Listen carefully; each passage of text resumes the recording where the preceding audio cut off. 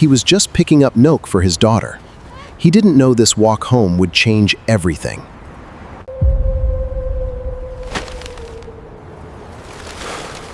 Everyone else looked away. He didn't. Not this time. One word. That's all it took to stop the laughing. Seconds later, the whole street went silent. No one moved. No one breathed. He didn't want to fight. He wanted her to make it home. That was the whole point.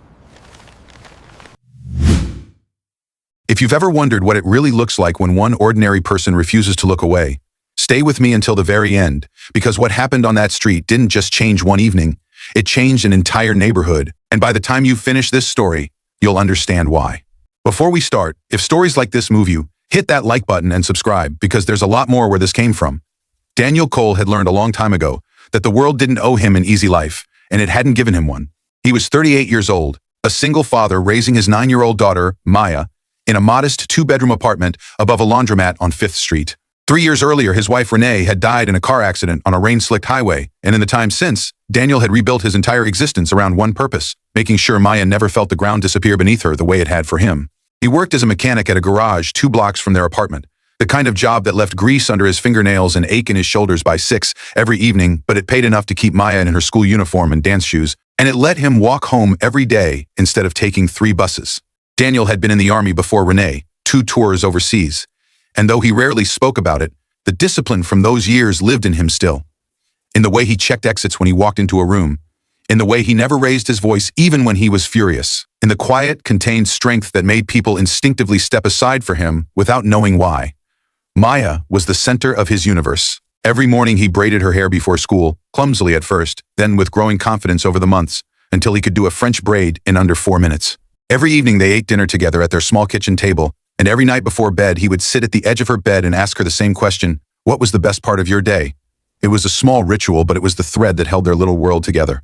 On the day everything changed, it started like any other Thursday.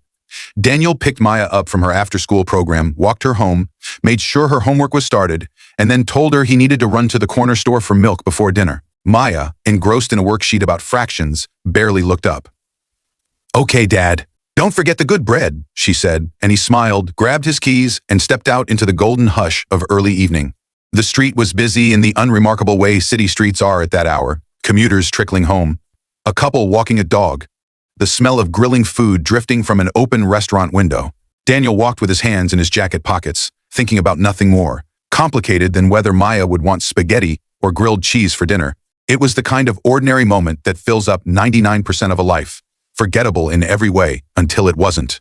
He noticed the bus stop first because of the volume. A young woman, maybe 25, stood pressed against the plexiglass shelter, her shoulders drawn in, her eyes darting for an exit that didn't exist. 2 young men, maybe 19 or 20, had boxed her in. One of them had a hand on the strap of her bag, tugging at it in a way that was somewhere between a joke and a threat, laughing loudly enough to draw glances from passers-by who then, one after another, looked away and kept walking.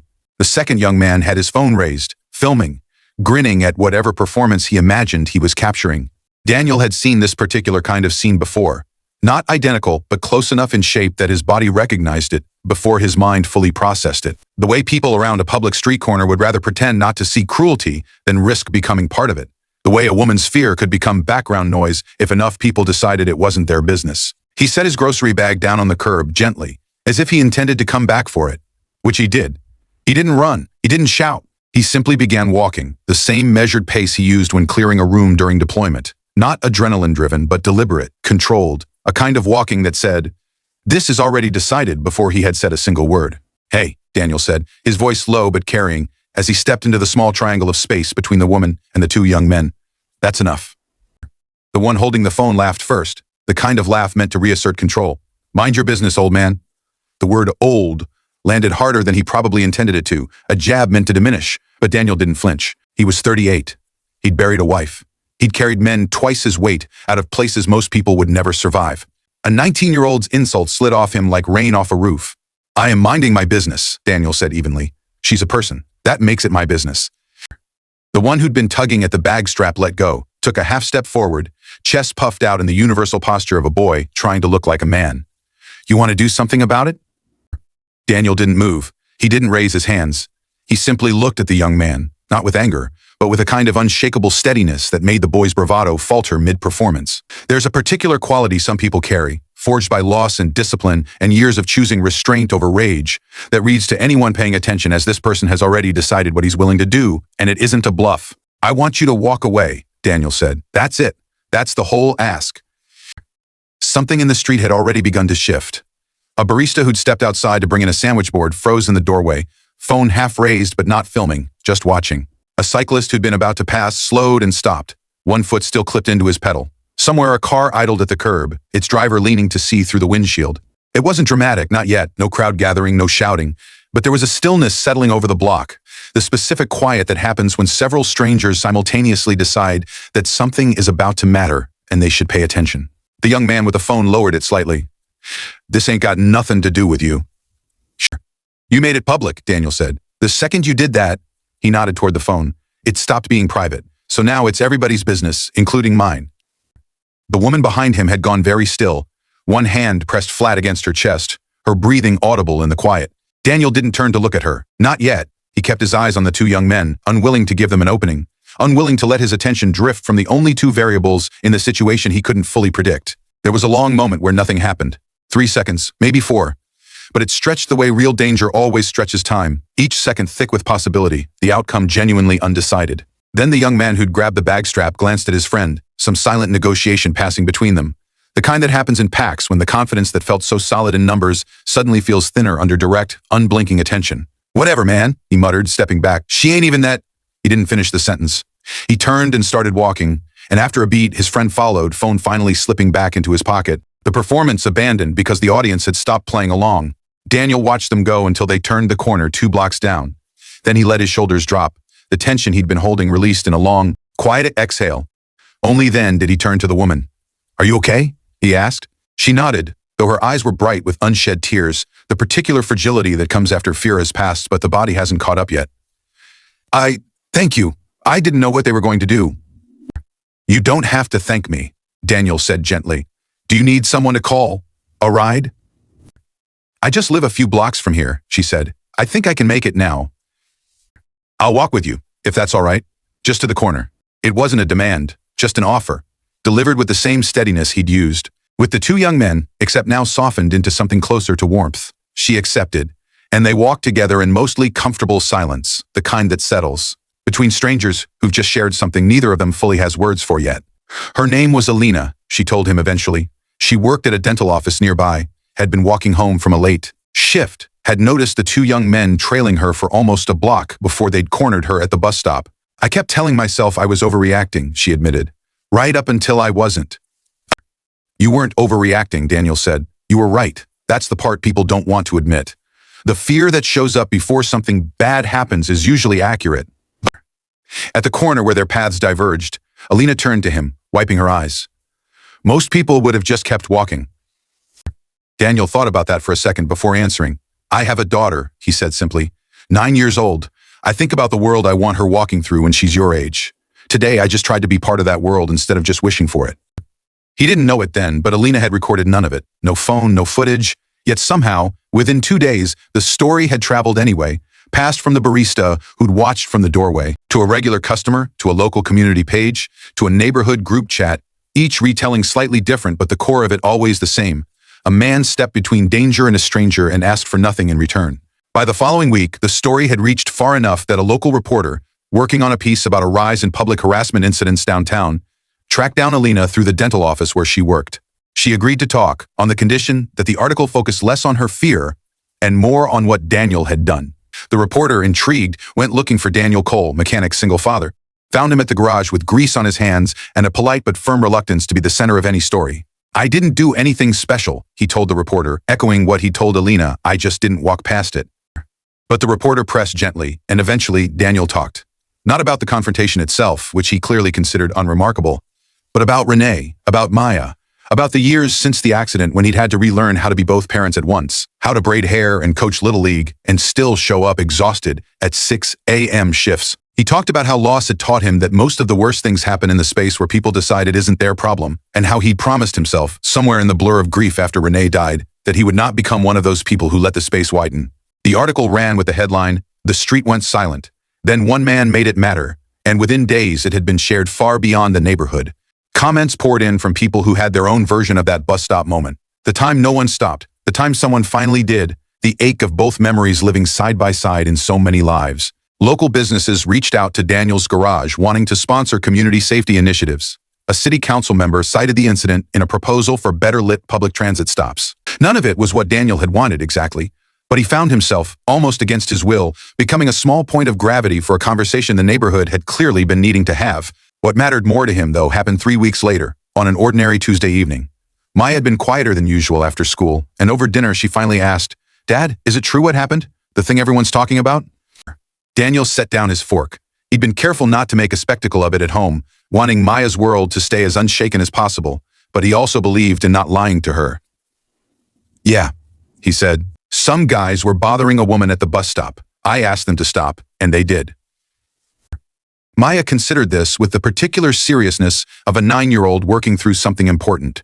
"Were you scared?" "A little," Daniel admitted, "but I was more scared of what would happen if I didn't do anything." Maya nodded slowly, then asked the question that would stay with Daniel far longer than any article or council proposal. "Would you do it again?" "Every time," he said, without hesitation. "That's not really a choice you get to make twice, sweetheart. Once you know what's right, you don't get to unknow it." Maya smiled at that, small and thoughtful, and went back to her spaghetti. And Daniel understood, watching her, that this was the actual outcome that mattered. Not the article, not the council proposal, not the strangers stopping him on the street to shake his hand, but the fact that his daughter now had one more piece of evidence that the world could be steadied by ordinary people who simply refused to look away. Alina, for her part, reached out to Daniel a month later, not out of obligation but because she'd started volunteering with a local organization that trained bystanders in de-escalation techniques for exactly the kind of situation she'd survived. And she wanted him to come speak at one of their sessions. He was reluctant at first. Public speaking had never been his comfort zone. But he agreed, mostly because Maya thought it sounded important, and because he found once he stood in front of a room of 30 strangers that he had more to say than he expected. He talked about the seconds before he decided to act, the ordinary fear of confrontation that every person feels and that doesn't disappear with age or experience, and how the difference between people who help and people who don't isn't the absence of fear, but the decision to move through it anyway. He talked about how silence spreads, how one person looking away makes it easier for the next person to look away too, and how the reverse was also true, that one person stepping forward seemed to give others permission to do the same. He mentioned, almost as an aside, that on the walk home that evening, at least 3 other people had eventually stepped closer once they saw him intervene. The cyclist who'd stopped, a woman who'd walked over afterward to check on Alina, the barista, who later gave a full account to police when asked. The street wasn't silent because everyone was indifferent, he said. It was silent because everyone was waiting to see if it was safe to care. Someone has to go first. That line, "someone has to go first," became something of a quiet motto in the neighborhood after that. It showed up on a hand-painted sign in the window of the corner store. It became the name of the bystander training initiative Alina helped expand across 3 more neighborhoods over the following year. Daniel never sought credit for any of it, continuing to show up at the garage every morning with grease under his nails, continuing to braid Maya's hair before school, continuing to ask her every night what the best part of her day had been.